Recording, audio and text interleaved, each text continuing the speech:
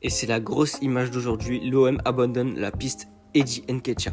Salut à tous les gars, c'est NasOM et aujourd'hui on se retrouve pour une vidéo très courte parce qu'il n'y a pas beaucoup de news et il n'y a même pas de news sur les départs. Voilà, il n'y a que des news sur les arrivées, donc on va voir ça tout de suite. Du coup, avec, je pense que vous l'avez un peu vu, mais voilà, la grosse surprise d'aujourd'hui, encore plus que l'OM abandonne pour Nketiah, c'est Youssoupha Moukoko, voilà, qui a trouvé déjà un accord avec l'OM, donc un accord salarial. Mais du coup, les clubs négocient pour un transfert avec un prêt avec une option d'achat, donc pas un transfert direct. Et l'attaquant a choisi l'OM malgré des intérêts du LOSC, Stuttgart ou encore Betis. Donc ça veut dire encore beaucoup de choses. C'est que l'OM vraiment encore plus cette saison, je trouve, arrive à convaincre vraiment de malade en fait. Parce que sans Europe, on arrive à convaincre les joueurs et j'ai l'impression que les joueurs ils sont encore plus convaincus qu'avant.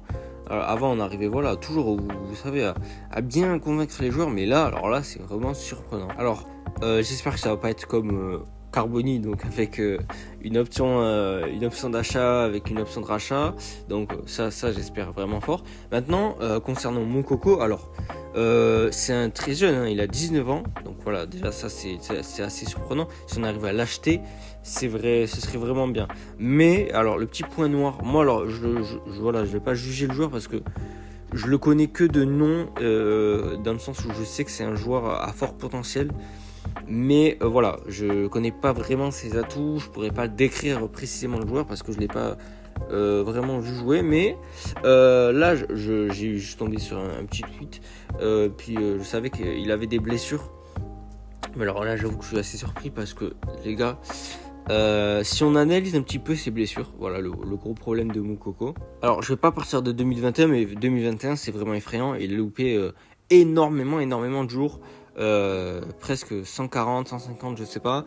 En tout cas 2022 ça va. Il loupe 31 jours en mars, donc déjà c'est beaucoup. Et 3 jours en septembre. Donc là ça va, tu vois, c'est pas ouf. Enfin il a loupé un mois, ça va. Mais alors 2023, 46 jours, 8 jours et 24 jours. Donc les gars ça fait mal, et surtout quand on voit 2021, j'en parle pas, mais là ça fait vraiment mal. Donc à voir s'il arrive, peut-être qu'avec en enchaînant les matchs vraiment, parce que à Dortmund je crois pas qu'il ait eu un rôle très important, mais c'est un petit pari. Donc puis moi je trouvais quand même que Nketiah aussi c'était un pari, donc c'est un peu dans le même registre. Et puis là c'est encore un jeune d'ailleurs, donc voilà, Carboni, Moukoko, Koné, ouais, qui est un peu plus âgé, mais on a compris que l'OM veut vraiment se servir de statut de De Zerbi qui est le fait de développer hyper bien les jeunes. Vraiment. Je préfère en tout cas cette direction-là parce que on arrivera déjà à faire beaucoup plus d'argent, mais on pourra arriver à nos fins sportivement.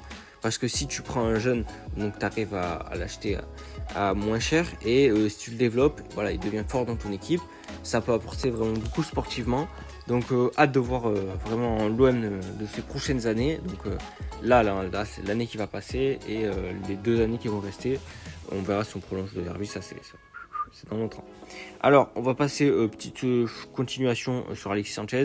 Voilà, Wang Hee-chan d'ailleurs semble être nettement refroidi d'après l'équipe. Et celle d'Alexis Sanchez, libre de tout contrat, pareil, une solution de repli ou de complément. Donc pareil, si tu as Sanchez derrière Moukoko, moi ça me plaît, tu vois, moi j'aime bien ça, où tu as un jeune à fort potentiel et un gars qui est là, qui est une valeur un petit peu sûre, et surtout c'est un ancien et il pourra apprendre aux jeunes. Ça moi je kiffe, tu vois. Mais là aussi Alexis, lui, on savait qu'il a quelques pépins physiques quand même, et il est plus très jeune. Donc c'est quand même une doublure, c'est quand même deux joueurs un peu risqués pour un même poste. À voir, vraiment à voir. Moi j'attends vraiment les gars votre avis sur Moukoko. Je sais pas si sportivement vous l'avez vu jouer et tout. J'attends vraiment votre avis, et si vous êtes convaincu ou pas par ses blessures, n'hésitez pas à me répondre dans les commentaires. Et si vous êtes convaincu ou pas par le joueur, notamment voilà, en prenant en compte ses blessures, tout ça, voilà, j'attends vos réponses dans les commentaires. Alors voilà, Carboni, ça y est, on est officiel, enfin ça va être officiel puisqu'il manque la visite médicale. Voilà, je le mettrai dans la prochaine vidéo parce que là elle est courte. Et t'as aussi un accord total pour donc Cornelius, Derrick Cornelius. Donc voilà, c'est un transfert sec de 4. Alors là, je l'ai pas sous les yeux, donc voilà. Mais c'est 4,5 millions, je crois. Donc voilà, ça c'est réglé, les gars. Voilà, on règle petit à petit les joueurs. Là, il nous reste un ailier gauche, il nous reste un milieu de complément pour Koné, peut-être pour Iceberg, ça dépend ce qu'on fait, mais on a rangé, il revient en septembre, je crois. Il nous manque un latéral droit Titu, on a toute la défense. Ah oui, et il nous manque évidemment le gardien que j'allais oublier. Donc voilà, il nous reste du boulot, mais ça avance petit à petit. Il nous manque les 9, mais du coup je pense que là on le règle. Alors l'OM s'était renseigné sur l'orienté au cours de ce mercato. Donc voilà, c'était au cours, je le mets parce que voilà, c'est une petite vidéo vite fait. Voilà, il s'était renseigné au cours du mercato, donc c'est plus d'actualité je pense. Et enfin, pour finir tranquillement, Kylian Sidia a informé moi je le commence à lire en anglais, tu sais. Donc il a informé Fribourg qu'il désirait quitter, ça on le sait. Mais alors là où j'ai rajouté, c'est que Fribourg attend de trouver un remplaçant. Donc les gars, si déjà vous pouvez le mettre de côté. Et du coup ça nous fait un arrière droit.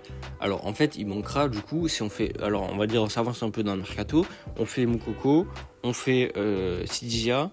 On a déjà une bonne base, il nous restera quelques trucs, donc j'ai l'impression qu'on est quand même dans les temps, même si la préparation elle est en cours et tout, que c'est important. Mais voilà, j'ai l'impression qu'on est vachement dans les temps. Pas comme beaucoup de Marseillais, j'ai vu quand même des tweets, des gens qui s'inquiétaient un peu, mais non, moi je trouve que c'est carré. Voilà les gars, c'est une vidéo plutôt courte. On a un peu blablaté, voilà, tranquillement, sans trop de news. Donc j'espère que ça vous a plu. N'hésitez pas à me dire ce que vous en pensez de mon coco. Et donc voilà les gars, salut à tous, c'était Nassau.